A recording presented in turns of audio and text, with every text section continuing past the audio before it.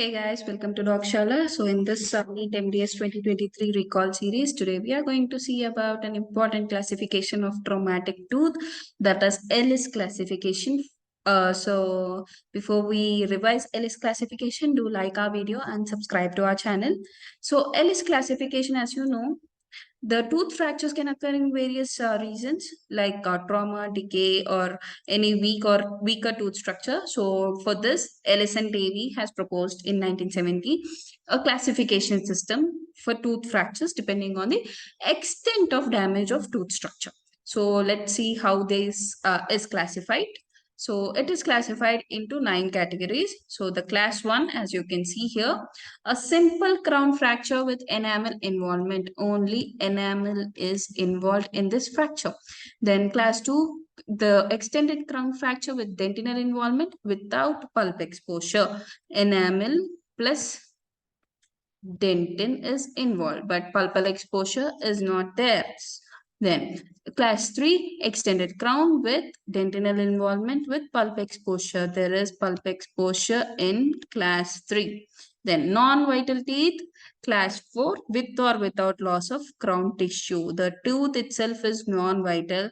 The crown tissue loss is may be present or may not be present, but non-vital tooth comes under class 4. Then class 5, chromatically avulsed tooth. So the tooth is avulsed from the socket.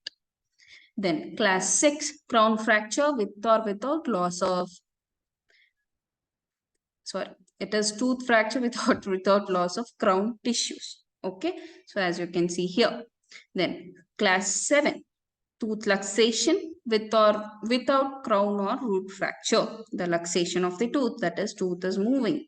Then class 8, cervical crown fracture. The cervical crown is fractured. Class 9, traumatic injuries of primary dentition.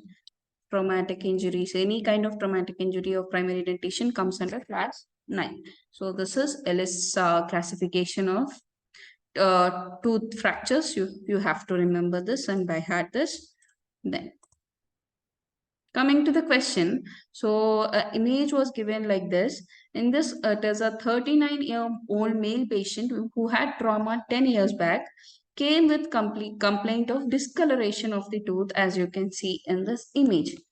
Discoloration of the tooth can be elicited. The response of vital testing is nil. That is, the tooth is non-vital.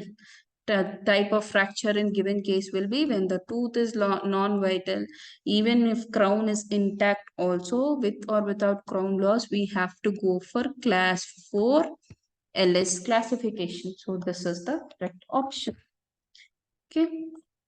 So if you like our video, do subscribe to our YouTube channel, and you can also find us on Telegram and WhatsApp channels, and you can also follow us on Instagram. Thank you and see you again in the next video.